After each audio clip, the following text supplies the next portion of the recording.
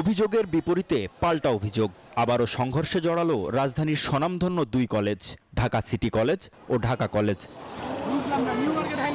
সকাল থেকে দুপুর পর্যন্ত সায়েন্স ল্যাব এলাকায় এ সংঘর্ষ।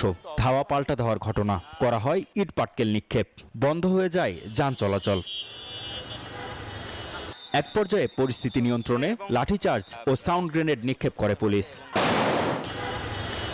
সিটি কলেজের শিক্ষার্থীদের অভিযোগ, রাস্তায় বাস আটকিয়ে আইডি কার্ড ও তাদের ওপর হামলা করে ঢাকা কলেজের শিক্ষার্থীরা। পুলিশ বারবার আমাদেরকে থামাই দিতেছে যে পুলিশ হচ্ছে লোকদের ব্যাপারে অ্যাকশন নিবে, বাট কোনো তো অ্যাকশন নিতেছে না। পুলিশ আমাদের বিরুদ্ধে অ্যাকশন নিতেছে। আমাদের একজন শিক্ষার্থী জানতো না এই ঝামেলা হয়েছে, তো ওই সাইড থেকে আসতেছিল, আসার সময় ডিসি প্লাপানে ধরে ওকে ছুরির করছে, পরে ওকে আইনা হসপিটালে ভর্তি করা হয়েছে। জানা জানে এখনো মানে কতজন টোটাল আহত হয়েছে, কিন্তু আহত হয়েছে এটা ঠিক। আর দেখতেছি তো আশেপাশে মাথা টাথা ফাটছে, হাত টাত কেটে গেছে অনেকের। অন্যদিকে ঢাকা কলেজের শিক্ষার্থীদের দাবি, তাদের ওপর হামলা করলে তা প্রতিহত করতে পাল্টা হামলা চালায় তারা। প্রতিদিন ধরে ঘটনা চলতেছে। এবং 23-24 স্টুডেন্ট যারা ছিল ওদেরকে নাকি সিটি কলেজ আমাদের ক্যাম্পাসে মেরে আসছে।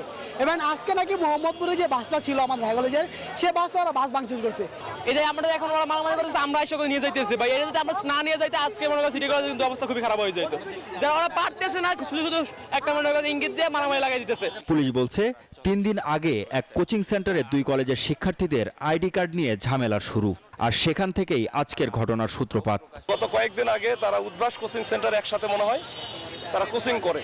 এখন ওইখানে কথা কাটাকাটির এক পর্যায়ে হয়তো বা একজন আরেকজনকে চড়থাপ্পড় মারে, বা ওই যে আইডি কার্ডগুলো নিয়ে নেয়, ওইটা রেস ধরে কিন্তু গত পরশু দিনে কিন্তু তাদের মধ্যে উত্তেজনা ছিল, কিন্তু তখন তার তাৎক্ষণিকভাবে পুলিশের ইন্টারফেয়ারের কারণে ওই দিন আর কিছু হয় নাই। কিন্তু আজকে সকাল থেকে কেন এটা নতুন করে আবার এই উত্তেজনা তৈরি হলো আসলে আমরা এখনো জানি না। এ ঘটনায় আহত বেশ কয়েকজন চিকিৎসাধীন। পরিস্থিতি স্বাভাবিক হলে দুপুর 2:30টা নাগাদ যান চলাচল স্বাভাবিক হয়।